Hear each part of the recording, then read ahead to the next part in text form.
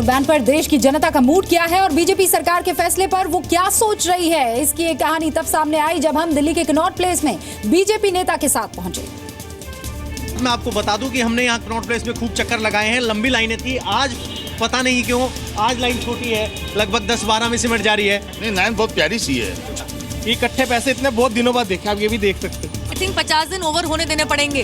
आप हर रोज एक मेजरमेंट नहीं ला सकते। उन्होंने कहा था 50 दिन की एक्सरसाइज है ये। 50 दिन के एंड पे एग्जैक्ट देखिए एक समय बनेगा वो। तो लोगों में नाराजगी है, लोगों में उम्मीद है, लोगों में शिकायतें हैं। नोटबंदी की एक नई कहानी मुंबई में भी सामने आई जब कांग्रेस नेता संजय निरुपम ने जनता के लिए कैश रिपोर्टिंग की। आज खुद हमारे साथ निरुपम जी हैं और वो हमें लेकर चलेंगे, असलियत दिखाएंगे जमीनी हकीकत। तो चलते हैं, देखते हैं। कोटक एटीएम में पहुंचे हैं और आपने कोशिश तो की पैसे निकालने की, लेकिन सिस्टम एरर दिखा रहा है, यानी इस मशीन है जो काम नहीं कर रही है। सुबह से जो है ना, मैं अभी आरबीआई में एक नोट बदली कराने के लिए आया हूँ। ये देखिए एक नोट खाली बदली हुई है और वो भी सुबह से लाइन लगाया हूँ। चेक मैं लेके घूम रहा हूँ, मेरे को पैसा नहीं मिला है। 14,000 रुपया नहीं मिला, फंड नहीं है, पैसा नहीं। देखिए एक 14,000 का चेक है और एक मेरे ख्याल से 5,000 का चेक है। 45,000 का। तो 45,000 तो कोई नहीं आपका इनकैश करेंगे तो जमा करना होगा। यहाँ देखने मिल रहा है कि लोगों के पास पैसा मौजूद नहीं है, लोग अपना ही पैसा नहीं निकाल पा रहे हैं और कहीं ना कहीं जो विरोध पक्ष जो विपक्ष जो लगातार कहता आया है वो अब सामान्य लोग भी कहने लगे हैं। सामान्य लोगों को भी वो तकलीफें अब होने लगी हैं। देश में 2000 की नई करेंसी आए कितने दिन हुए हैं? 40 दिन भी पूरे नहीं हुए हैं और 2000 के नकली नोट सामने आ गए हैं और इसका खुलासा हुआ है उत्तराखंड के एक इलाके में। श्रीनगर के स्टेट बैंक में रेलवे का एक कर्मचारी पैसे जमा कराने पहुंचा तो उसके पास मौजूद कैश में 2000 का एक नोट नकली मिला। नोट का कागज तो असली जैसा था, लेकिन छपाई बेहद घटिया थी। रेलवे के कर्मचारी ने बैंक को बताया कि वो नकली नोट किसी ने रिजर्वेशन के बदले दिया था, लेकिन नए नोटों की पहचान न होने की वजह से वो असली और नकली नोट में फर्क नहीं कर पाया। इस वारदात ने ये साफ कर दिया है कि नकली नोट बनाने की कोशिशें शुरू हो चुकी हैं। नोटबंदी से पहले आपने नहीं सुना होगा कि सब्जियां खरीदने के लिए आधार कार्ड की फोटोकॉपी भी काम आ सकती है। ये सच है, ऐसा मुंबई में हो रहा है। ये ऐसी दुकान है जहां कैश न हो, कैशलेस व्यवस्था काम न करे, तो आप सिर्फ आधार कार्ड की फोटोकॉपी देकर सब्जियां खरीद सकते हैं। पैसे जब हो तब चुकाएं। नोटबंदी में ग्राहकों को कैश की परेशानी से बचाने के लिए सुविधा शुरू की है शॉप फॉर चेंज ने, जो सीधे किसानों से सब्जियां खरीदकर ग्राहकों को बेचती है। अब नोटबंदी की अगली हैरान कर देने वाली कहानी उत्तर प्रदेश के मैनपुरी की है। यहाँ एक महिला पुलिसकर्मी को उसकी बैंक रिपोर्ट ने सन्न करके रख दिया। मैनपुरी में तैनात रेखा ने जब अपना बैंक स्टेटमेंट देखा तो सर्दी में भी उसके पसीने आ गए। अचानक उसके अकाउंट में 1 अरब रुपए आ गए थे। स्टेटमेंट में 99 करोड़ 99 लाख और 97,770 58 पैसे देखे। मैंने कहा आई कांट बिलीव इट। मैंने ऐसे चिल्लाई, एक्साइटेड हुई ज़्यादा, तो दोबारा फिर चेक किया मैंने, फिर वही बैलेंस दिखा रहा उसके अवेलेबल बैलेंस, लेकिन उसमें कोई क्रेडिट मनी है ना ट्रांसफर मनी है, ओनली अवेलेबल बैलेंस दिखा रहा मेरा।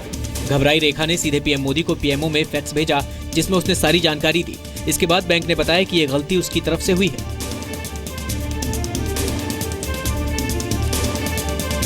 नोटबंदी के बाद आपने ऐसे सैकड़ों लोगों की कहानियां सुनी होंगी जो बैंक में बंद हो चुके नोट जमा नहीं कराना चाहते क्योंकि वो काला धन है।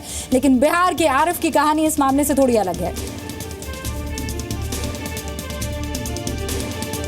नोटबंदी के बाद सिवान के रहने वाले आरिफ के लिए उनका शौक ही मुसीबत बन गया। इन्हें 786 वाले नंबर के नोट जमा करने का शौक है।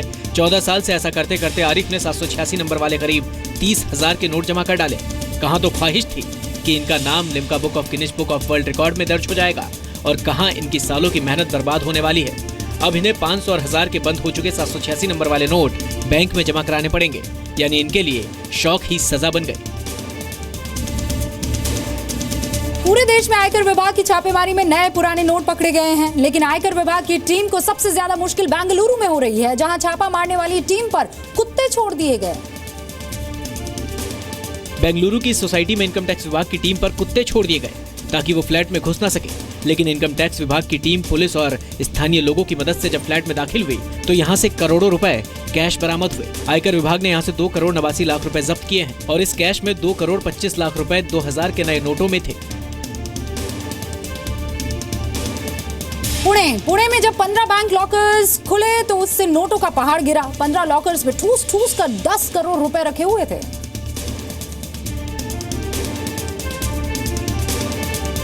पुणे में बैंक ऑफ महाराष्ट्र के 15 लॉकरों से 10 करोड़ रुपए पकड़े गए। जब्त करेंसी ज्यादातर 2000 और 100 के नोटों में थी। आयकर विभाग के अधिकारियों की टीम ने बीते बुधवार को पुणे में बैंक ऑफ महाराष्ट्र की पर्वती ब्रांच पर छापा मारा था। इनकम टैक्स की टीम ने 5 लॉकर खुलवाए, जिससे करीब 10 करोड़ रुपए के काले धन का खुलासा हुआ। ये सभी लॉकर एक मल्टीनेशनल कंपनी के हैं और नोटबंदी के बाद लगातार इन्हें खोला जा रहा था।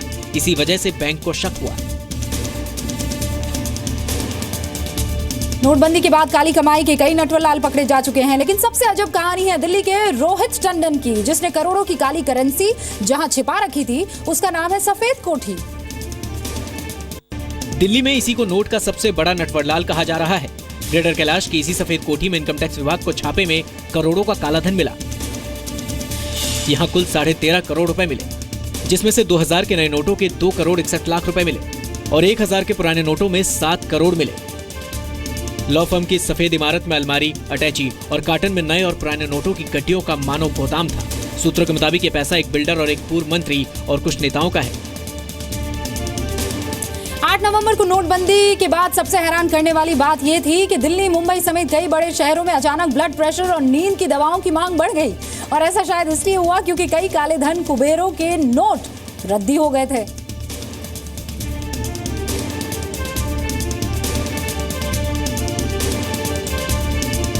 आठ नवंबर के बाद मुंबई के कई पॉश इलाकों में अचानक मेडिकल स्टोर्स में बड़े पैमाने पर जिन बीमारियों की दवाओं की सेल हुई, वो थी नींद की गोलियां और ब्लड प्रेशर की दवाई। मेडिकल स्टोर वालों का भी यही कहना था कि जो लोग नींद और ब्लड प्रेशर की दवाई ले रहे हैं, उनमें से ज्यादातर नए मरीज थे। मुंबई के डॉक्टर्स के पास भी ऐसे मरीजों की भरमार हो गई थी, जिन्हें रात में नींद नहीं आ रही थी और चिंता के मारे ब्लड प्रेशर घट या बढ़ गया था। काला धन खत्म करने के लिए 86% करेंसी बैन कर देने का फैसला क्रांतिकारी था और क्रांति के इसी दौर में मानवता की कई कहानियां भी सामने आई।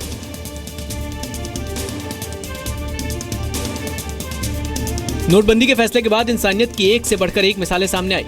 ऐसे लोग, ऐसी संस्थाएं लोगों की परेशानियां कम करने में जुट गईं, जो कतारों में खड़े थे। कहीं लोगों ने लंबी लाइनों में खड़े ग्राहकों के लिए पानी और चाय की व्यवस्था की, तो कहीं मदद के मसीहाओं ने कतारों में खड़े बुजुर्गों की राहत के लिए कुर्सियों का इंतजाम किया।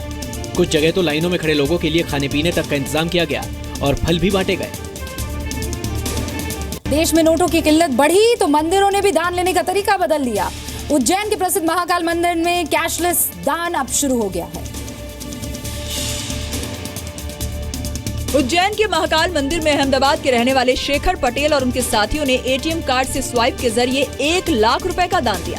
कैशलेस दान करने पर मंदिर के पुजारियों ने कारोबारियों को सम्मानित किया। शेखर पटेल जो कि अहमदाबाद से आए थे, व्यापारी हैं, उन्होंने 1 लाख रुपए स्वैप मशीन से दान करके और कैशलेस दान की शुरुआत महाकाल मंदिर में की है। नोटबंदी के बाद से पहला कैशलेस दान है। हर साल लाखों श्रद्धालु महाकाल मंदिर में दर्शन के लिए आते हैं। महाकाल मंदिर ऑनलाइन भी दान लेता है। 11 अगस्त 2014 से ऑनलाइन दान की शुरुआत हुई थी। अब तक करीब 25 लाख रुपए ऑनलाइन दान किए जा चुके हैं। अच्छा, काले धन की सबसे अजब कहानी सीक्रेट तिजोरी है। बॉलीवुड फिल्मों की तरह दीवार में एक गुप्त तिजोरी बनी हुई थी और इसे खोलने का तरीका एकदम हाईटेक था। दीवार पर 2 बार धक्का देने पर यह दरवाजा खुला और अंदर करोड़ों के नोट मिले। कर्नाटक के चित्रदुर्ग जिले में हवाला कारोबारी और जेडीएस नेता केसी वीरेंद्र के सीक्रेट बाथरूम की तिजोरी से 5.7 करोड़ रुपए के नए नोट बरामद हुए।